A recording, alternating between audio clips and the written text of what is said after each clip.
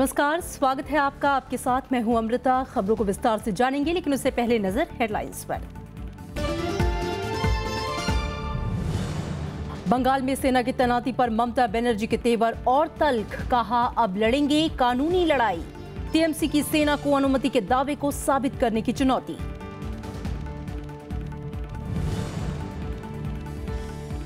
आज से पेट्रोल पंपों और हवाई अड्डों पर 500 के पुराने नोट बंद। राष्ट्रीय राजमार्गों पर टोल वसूली शुरू। आयकर विभाग ने शुरू की जनधन खातों में जमा रकम की जांच।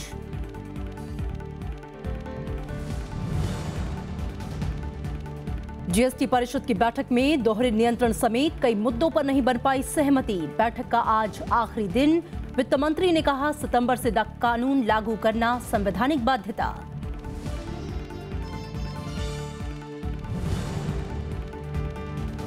अमृतसर में आज हार्ट ऑफ एशिया के छठे सम्मेलन का आगाज। आतंकवाद के मुद्दे पर पाकिस्तान को घेरने की होगी कोशिश।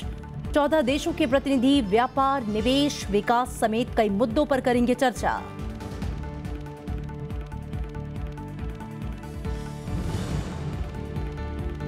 और राष्ट्रीय मानवाधिकार आयोग में खाली पदों पर सुप्रीम कोर्ट ने जताई नाराजगी। नियुक्ति में देरी पर केंद्र से मांगा जवाब। एडिशनल सॉलिसिटर जनरल पिंकी आनंद को नियुक्ति में तेजी लाने का निर्देश।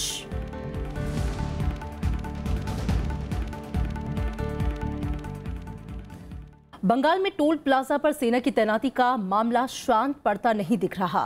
मुख्यमंत्री ममता बनर्जी ने इस मामले में जहां कानूनी कदम उठाने की बात कही है, तो वहीं डेरेक ओब्रायन ने यह दावा किया है कि सेना की तैनाती के अनुरोध को पुलिस ने ठुकरा दिया था। उन्होंने केंद्र सरकार को इस दावे को साबित करने की चुनौती भी दी। दरअसल शुक्रवार को सेना ने कहा था कि कोलकाता पुलिस को अभियान की जानकारी थी।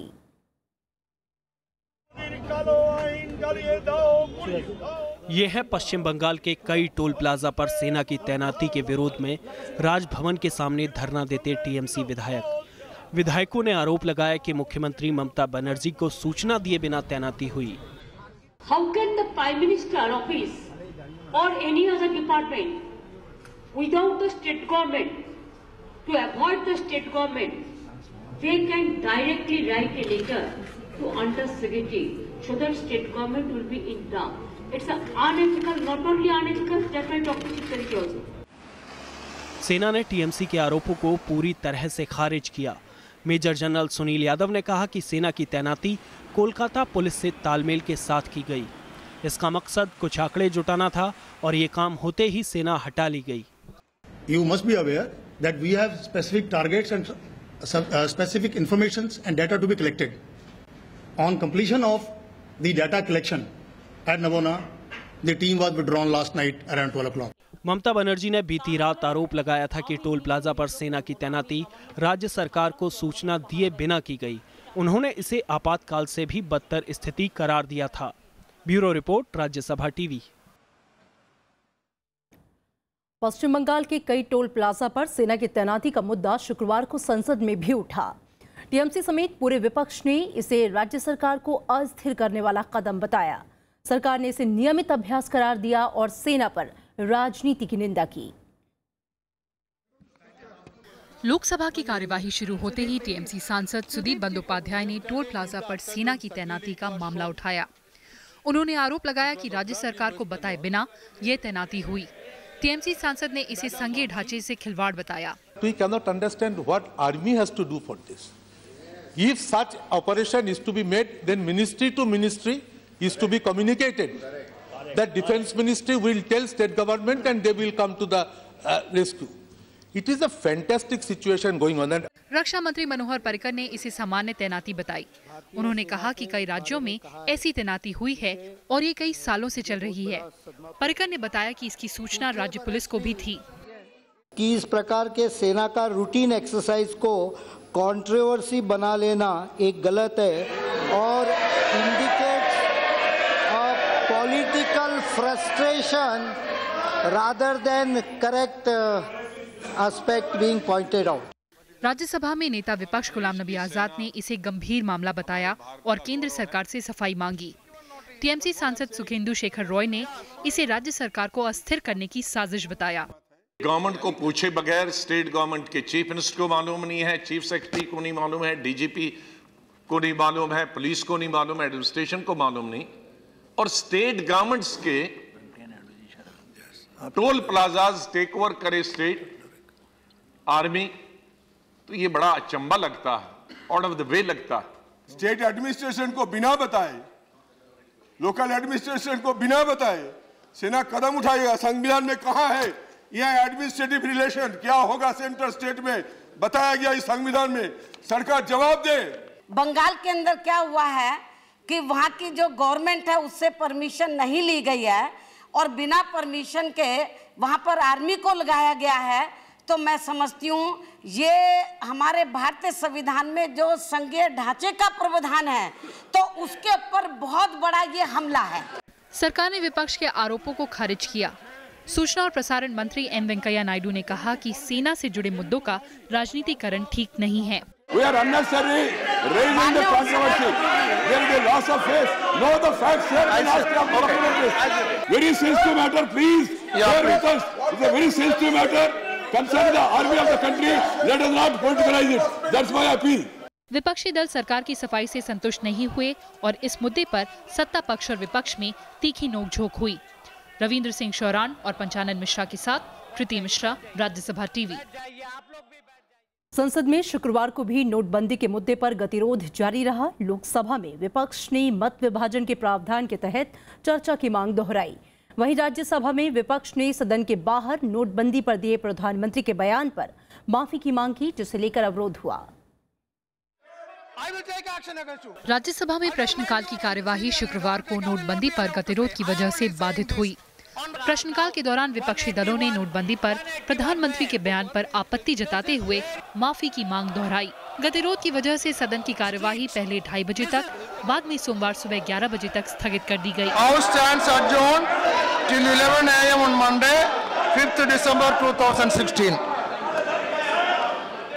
उधर लगातार 12वें दिन भी लोकसभा की कार्यवाही बाधित हुई। विपक्ष ने मत विभाजन के प्रावधान के तहत चर्चा की मांग की, जिसे स्पीकर ने खारिज कर दिया। विपक्ष के अवरोध के चलते सदन की कार्यवाही पहले 12 बजे और शून्यकाल के बाद पूरे दिन के लिए स्थगित कर दी गई। हम तो रूल 56 भी छोड़ दिए और हम ये भी कह रहे हैं कि उनको भी 193 छोड़ दो। बीच में का रास्ता है 184, जो एक बीजेडी वाले ने सजेस्ट किया था, तो हमने उसको तो मान लिया, लेकिन फिर भी स्पीकर उसको भी तैयार नहीं। पक्ष को विनती करता हूं वो ये राजनीति छोड़े और हाउस में, पार्लियामेंट में बहस के लिए तैयार हो जाए। जवाब देने के लिए हम तैयार हैं। स्वयं प्रधानमंत्री जी इंटरवीन करेंगे। संसद में मौजूदा शीतकालीन सत्र में नोटबंदी के मुद्दे पर गतिरोध जारी है। विपक्ष और सरकार अपने अपने रुख पर अड़े हैं। इसके चलते संसद की कार्यवाही नहीं चल पा रही है। प्रणव गोस्वामी के साथ कृति मिश्रा, राज्यसभा टीवी। समाजवादी पार्टी से राज्यसभा सांसद नीरज शेखर का ये मानना है कि संसद में नोटबंदी पर बहस होनी चाहिए। गुरुवार को प्रधानमंत्री राज्यसभा में मौजूद थे। नीरज शेखर का कहना है कि उस वक्त विपक्ष को विरोध की बजाय चर्चा आगे बढ़ानी चाहिए थी। राज्यसभा टीवी से बातचीत में उन्होंने कहा कि सदन में बहस से लोगों को समस्याओं से राहत दिलाने में मदद मिलेगी। हम लोग का प्रधानमंत्री जी से आग्रह यह था कि वो सदन में आए, बैठें, हम लोग की बात सुने। अगर सदन में आकर कुछ देर बैठकर अपना बात अगर सांसदों से कह देते तो स्थिति उत्पन्न नहीं होती। कल प्रधानमंत्री जी ने कोशिश की, मैं मानता हूँ इसमें विपक्ष की थोड़ी कमी थी, हम लोगों की कमी थी। हम लोग को प्रधानमंत्री जी ने जो आगे कदम बढ़ाया था उसका स्वागत करके कल डिबेट शुरू कर देनी चाहिए थी। कांग्रेस उपाध्यक्ष राहुल गांधी ने प्रधानमंत्री नरेंद्र मोदी पर टीआरपी की राजनीति करने का आरोप लगाया। राहुल गांधी ने कहा कि नरेंद्र मोदी अपनी ही छवि के गुलाम हैं।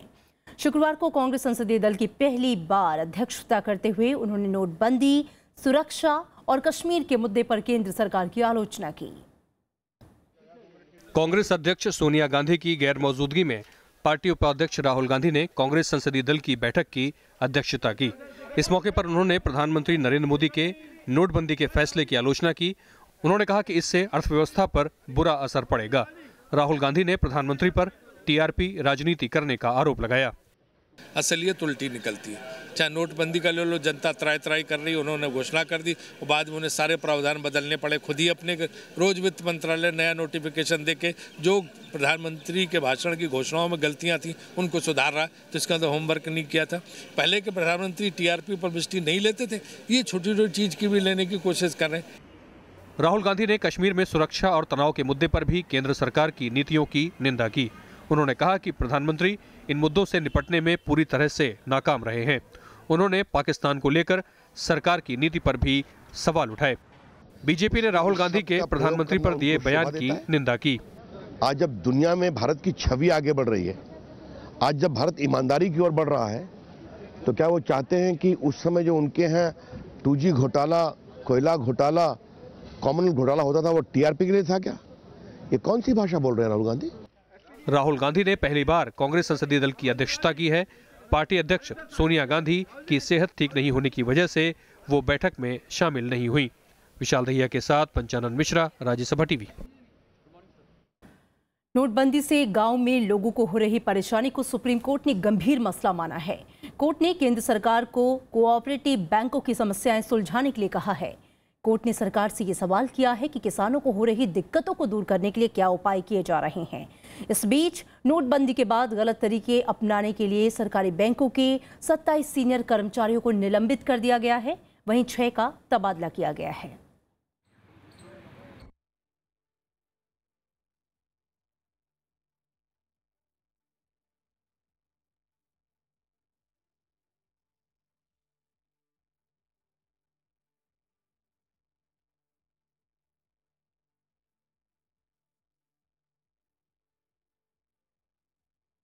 आज से पेट्रोल पंप और हवाई अड्डों पर 500 के पुराने नोट नहीं चलेंगे। साथ ही राष्ट्रीय राजमार्गों पर टोल वसूल किया जाएगा। केंद्र सरकार के आदेश के तहत बीती रात 12 बजे के बाद 500 रुपए के पुराने नोट से पेट्रोल डीजल मिलना बंद हो गया है।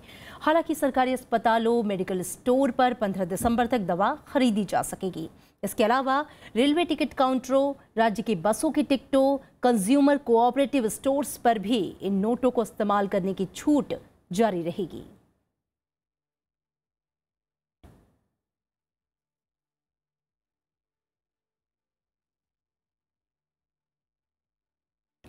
आयकर विभाग ने नोटबंदी के बाद पूरे देश में जनधन खातों में जमा होने वाली रकम की जांच शुरू कर दी है। विभाग ने 1 करोड़ 64 लाख रुपए की अघोषित आय और अन्य विसंगतियों का पता लगाया है। कोलकाता, मिदनापुर, आरा, कोच्चि और वाराणसी शहर के बैंक खातों में संदिग्ध गतिविधियों को पकड़ा गया है। बिहार में एक जनधन खाते से 40 लाख रुपए बरामद हुए हैं, जबकि इसमें रकम जमा करने की सीमा 50,000 रुपए ही है। अधिकारियों के मुताबिक कुछ शहरों में कई खाते विभाग की निगरानी में हैं। नोटबंदी के बाद जनधन खातों में अचानक से संदिग्ध मात्रा में नकदी जमा कराए जाने की खबरें आ रही थीं, जिसके बाद से विभाग ने ऐसे खातों की गहन जांच शुरू की है।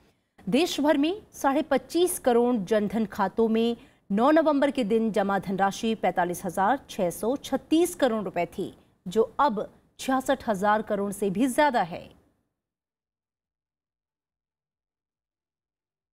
और इंडिया रेटिंग्स ने चालू वित्त वर्ष में जीडीपी के लिए लगाए गए अनुमान में बदलाव किया है।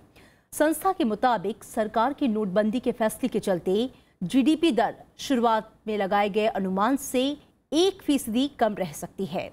इंडिया रेटिंग्स ने 2016-17 के लिए अनुमान में बदलाव करते हुए इसे 6.8% कर दिया है, जो पहले 7.8% था।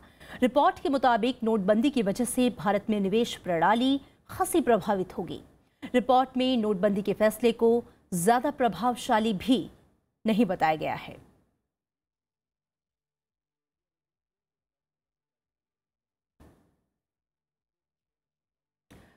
और यहां रुकेंगे एक छोटे से ब्रेक के लिए।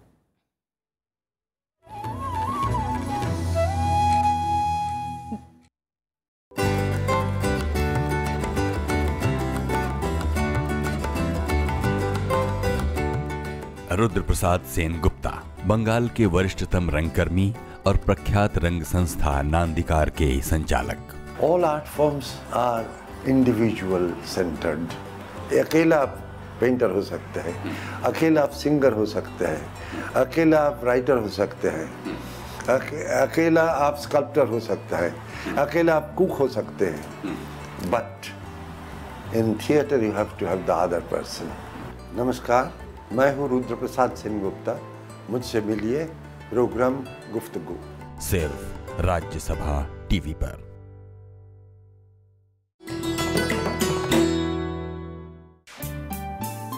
सरोजनी नायडू स्वतंत्रता सेनानी, कवयित्री और वक्ता, कांग्रेस की अध्यक्ष निर्वाचित होने वाली पहली भारतीय महिला सरोजनी ने 13 साल की उम्र में रची थी पहली कविता। आजादी के बाद वो बनी देश की पहली महिला राज्यपाल। भारत कोकिला के नाम से मशहूर सरोजनी नायडू हैं नारी शक्ति की अनूठी मिसाल।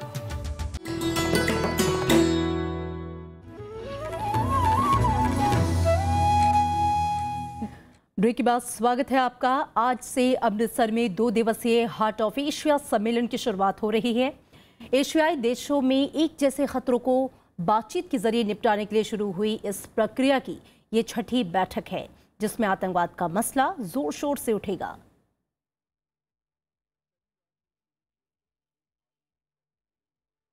के मसले पर पाकिस्तान को असरदार ढंग से घेरने की पुरजोर कोशिश होगी। भारत में अफगानिस्तान के राजदूत शाहिदा मोहम्मद अब्दाली ने कहा है कि ये सम्मेलन शांति और विकास का मार्ग तलाशने का सक्षम जरिया बन सकता है। We expect the Heart of Asia, the upcoming Heart of Asia, to approve the regional counter-terrorism framework that has been drafted by Afghanistan and has been circulated by the counter-terrorism CBM countries in Kabul. भौगोलिक दृष्टि से अलग अलग रहने की वजह से अफगानिस्तान की तरक्की में सबसे बड़ी परेशानी संपर्क की कमी है। अफगानिस्तान सम्मेलन में पाकिस्तान व्यापार और पारगमन के लिए नाकेबंदी में ढील की मांग भी करेगा। भारत का भी मानना है कि इससे सभी देशों को व्यापार बढ़ाने में मदद मिलेगी। Do an event, let's say in Chabahar itself, in some time in the near future, which involves not merely the government and the experts, but also brings together industry and also showcases Chabahar for other countries which can benefit from the enhanced connectivity through Chabahar. These countries can include Central Asian countries, Russia, etc., which are, as you know, part of the INSTC corridor, which in any case passes through Iran. सम्मेलन से पहले शनिवार को प्रधानमंत्री नरेंद्र मोदी और अफगानिस्तान के राष्ट्रपति अशरफ गनी के बीच द्विपक्षीय वार्ता होगी। हार्ट ऑफ एशिया समूह में भारत, पाकिस्तान, अफगानिस्तान, रूस, अमेरिका, चीन और ब्रिटेन समेत 14 देश सदस्य हैं। 2011 में टर्की की राजधानी इस्तांबुल से हार्ट ऑफ एशिया इस्तांबुल प्रक्रिया की शुरुआत हुई थी। अफगानिस्तान और उसके पड़ोसी देशों में मौजूद समान खतरों से निपटने के लिए ये बातचीत की एक प्रक्रिया है। इसका मकसद एशिया में मौजूद देशों के बीच क्षेत्रीय सहयोग बढ़ाना भी है। जहां तक अफगानिस्तान के विकास और समृद्धि का सवाल है, हार्ट ऑफ एशिया प्रक्रिया ने इसमें काफ़ी सफलता प्राप्त की है, लेकिन सुरक्षा का मामला अभी भी अफगानिस्तान के लिए अहम सवाल बना हुआ है, जिसकी कुंजी पाकिस्तान के पास है। अब देखना यह है कि अमृतसर में होने वाले सम्मेलन में पाकिस्तान को किस हद तक संभाला जा सकता है। राज्यसभा टेलीविजन के लिए कैमरा पर्सन प्रशांता कर्माकर के साथ दिल्ली से अखिलेश सुमन। और सीधा रुख करेंगे अमृतसर का, जहां से हमारे संवाददाता अखिलेश सुमन हमारे साथ जुड़ रहे हैं। अखिलेश, आज से 2 दिवसीय हार्ट ऑफ एशिया सम्मेलन की शुरुआत हो रही है। आज पहले दिन की बात करें तो एजेंडे में क्या कुछ खास है?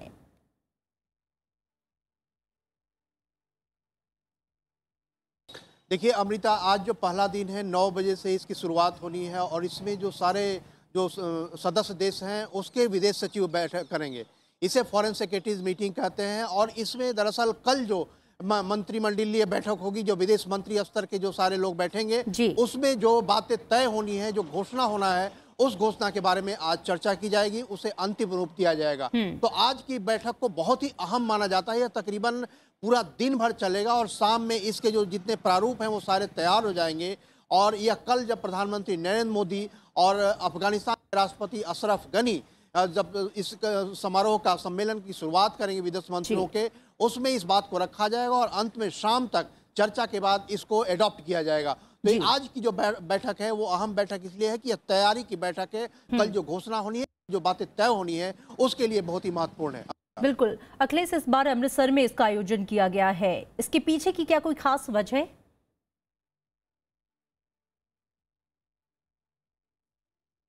निश्चित तौर पे अमृता अमृतसर में इसलिए आयोजित किया गया है कि इसमें तकरीबन 44 देश, 30 जो पार्टनर देश हैं और 14 पार्टनर देश हैं और 30 इसके सहयोगी देश हैं।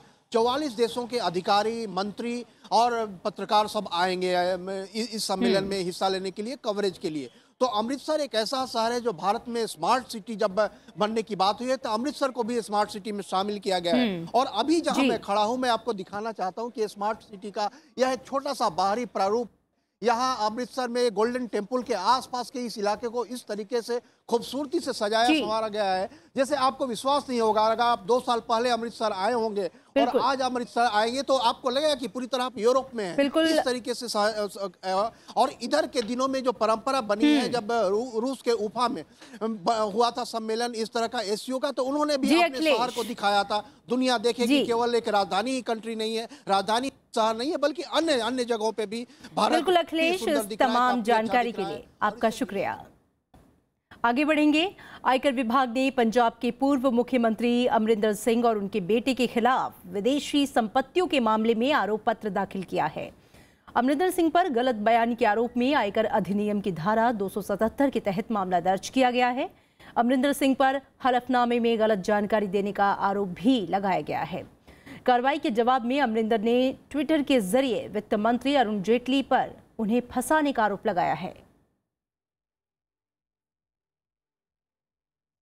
जीएसटी कानून पर चर्चा के लिए कल से शुरू हुई 2 दिवसीय बैठक के पहले दिन कोई खास नतीजा नहीं निकल पाया। बैठक में राज्यों ने नोटबंदी से होने वाले नुकसान के मुद्दे पर भी चर्चा कराए जाने की बात कही। आज आगे की चर्चा में करदाताओं के दोहरे नियंत्रण के मुद्दे पर चर्चा होगी और बड़े नोट बंद होने से राज्यों की आमदनी पर पड़ने वाले असर का आकलन भी किया जाएगा।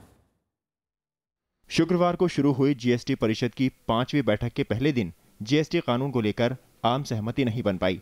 आज इस मुद्दे पर फिर से विचार विमर्श होगा। इसके अलावा बैठक में नई अप्रत्यक्ष कर व्यवस्था में करदाताओं के दोहरे नियंत्रण के मुद्दे को भी सुलझाने की कोशिश होगी। अभी इस पर कोई सहमति नहीं बन पाई है। कुछ राज्यों के वित्त मंत्रियों ने बैठक को बेनतीजा बताया। I don't think there will be a problem with the provisions in the law, but there can be no consensus decision taken on the issue of cross empowerment. बैठक में चर्चा के दौरान नोटबंदी का मुद्दा भी उठाया गया। राज्यों के वित्त मंत्रियों ने कहा कि केंद्र के पुराने बड़े नोट बंद करने के फैसले का असर प्रदेशों की आमदनी पर पड़ेगा, इसलिए इस पर चर्चा होनी चाहिए। वित्त मंत्री अरुण जेटली की अध्यक्षता में हो रही इस बैठक में नोटबंदी की वजह से राज्यों के राजस्व पर पड़ने वाले असर का भी आकलन किया जाएगा। जीएसटी कानून से जुड़े कई मसौदों पर आम राय भले ही न बन पाई हो, लेकिन कई राज्यों को अभी भी समय पर जीएसटी लागू होने की उम्मीद है। हमें उम्मीद है कि जीएसटी के संबंधित जो भी बिल हैं वह लोकसभा संसद के इसी सत्र में पारित हो जाने चाहिए और राज्य भी आगे अपनी विधानसभाओं में इनको पारित कर पाएंगे। सबका लक्ष्य है कि जीएसटी आने वाली अप्रैल 2017 से लागू हो जाए। बैठक के दूसरे दिन होने वाली आगे की चर्चा में आदर्श जीएसटी कानून, एकीकृत जीएसटी और मुआवजा कानून को अंतिम रूप दिया जाएगा। संवैधानिक बाध्यता के चलते सरकार के लिए जीएसटी को अगले साल 16 सितंबर तक लागू करना जरूरी है। केंद्र की योजना जीएसटी को 1 अप्रैल से लागू करने की है। Bureau report, Rajya Sabha TV. Supreme court ने राष्ट्रीय मानवाधिकार आयोग में नियुक्तियों में देरी पर नाराजगी जताई है। मुख्य न्यायाधीश जस्टिस टीएस ठाकुर की पीठ ने एडिशनल सॉलिसिटर जनरल को नियुक्ति प्रक्रिया जल्द से जल्द पूरी करने के लिए कहा है। इससे पहले कोर्ट ने केंद्र की ओर से दी गई जानकारी को पूरी तरह असंतोषजनक करार दिया। कोर्ट ने ये पूछा कि नियुक्ति के लिए गठित कमेटी ने अभी तक इस मामले में क्या किया है। केंद्र ने दलील दी कि आयोग के अध्यक्ष की नियुक्ति की जा चुकी है, जबकि बाकी पद कमेटी की सिफारिशों के बाद भरे जाएंगे। राष्ट्रीय मानवाधिकार आयोग में जांच महानिदेशक समेत कई पद 2014 से खाली पड़े हैं। अब इस मामले की अगली सुनवाई 8 दिसंबर को होगी।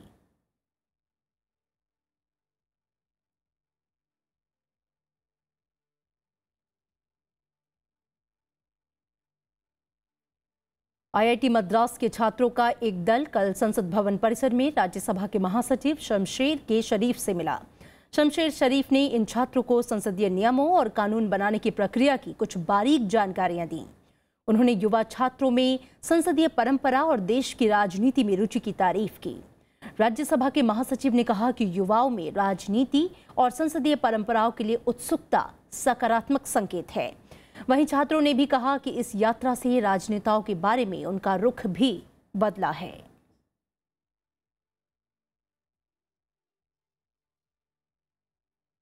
पार्लियामेंट कैसे चलता है और उसकी इंट्रिकेसीज क्या है, और ख़ास तौर पे कि ऑफ सेशन और ड्यूरिंग सेशन क्या काम होता है, और जो हमारे सांसद हैं कितना काम करते हैं कमिटीज़ में और कमेटी रिपोर्ट्स के बारे में।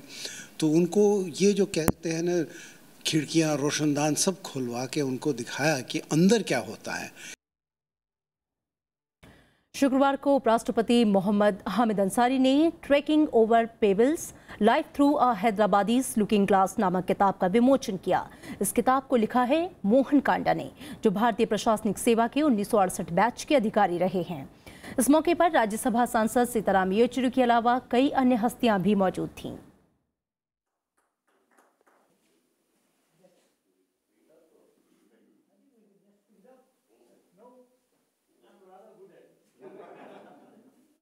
और आज हॉकी के जादूगर मेजर ध्यानचंद की पुण्यतिथि है। 29 अगस्त 1905 को जन्मे ध्यानचंद ने शिक्षा हासिल करने के बाद वो सेना में शामिल हो गए। बाद में उनका हॉकी की तरफ रुझान बढ़ा। ध्यानचंद ने 1928, 1932 और 1936 में हुए ओलंपिक खेलों में भारत को हॉकी का स्वर्ण पदक दिलाने में अहम भूमिका निभाई थी। वो इकलौते ऐसे खिलाड़ी थे जिन्होंने अकेले 33 गोल दागे। उनके जन्मदिन को ही राष्ट्रीय खेल दिवस के तौर पर मनाया जाता है। आज ही के दिन 1979 में उनका निधन हुआ था।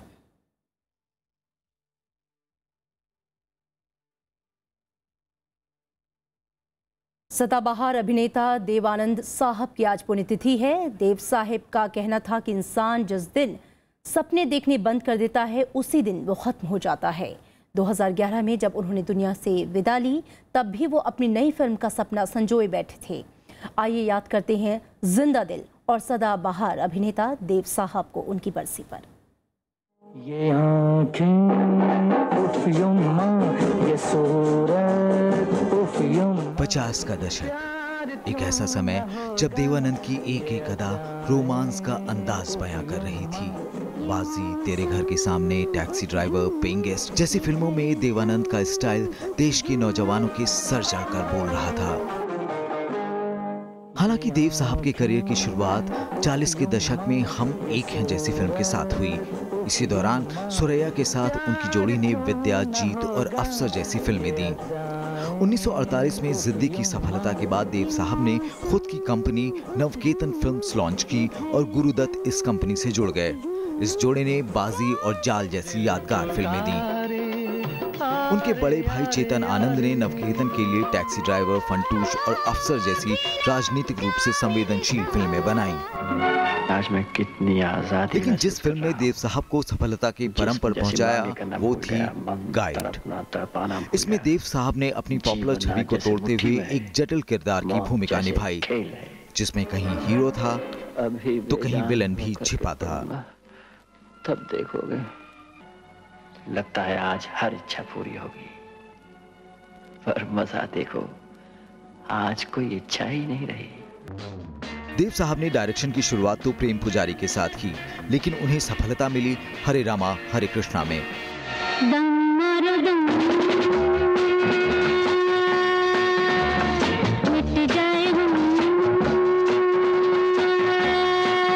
ये हिंदी सिनेमा इतिहास की पहली फिल्म थी जिसने ड्रग की समस्या को सिर्फ दिखाया ही नहीं, बल्कि उसकी जड़ तक जाने की कोशिश की। आखिर के वर्षों में देव साहब को कोई बड़ी सफलता हासिल नहीं हुई। इस बीच उन्हें पद्म भूषण और दादा साहब फाल्के अवार्ड से भी नवाजा गया।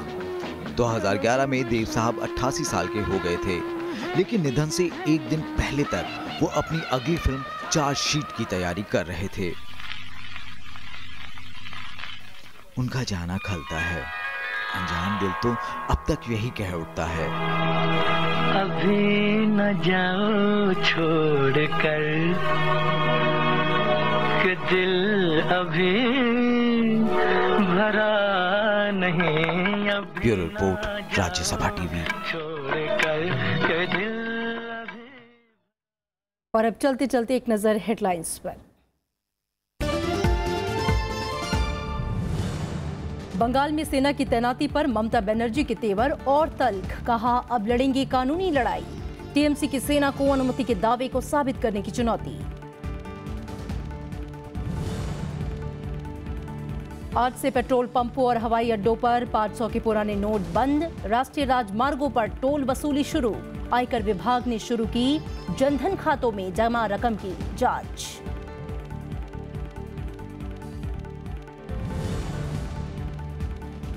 जीएसटी परिषद की बैठक में दोहरे नियंत्रण समेत कई मुद्दों पर नहीं बन पाई सहमति। बैठक का आज आखिरी दिन। वित्त मंत्री ने कहा, सितंबर से कानून लागू करना संवैधानिक बाध्यता।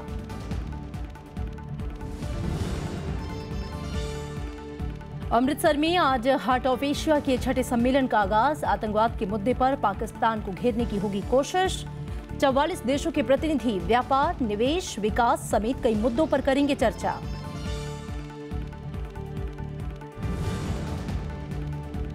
और राष्ट्रीय मानवाधिकार आयोग में खाली पदों पर सुप्रीम कोर्ट ने जताई नाराजगी। नियुक्ति में देरी पर केंद्र से मांगा जवाब। एडिशनल सॉलिसिटर जनरल पिंकी आनंद को नियुक्ति में तेजी लाने का निर्देश।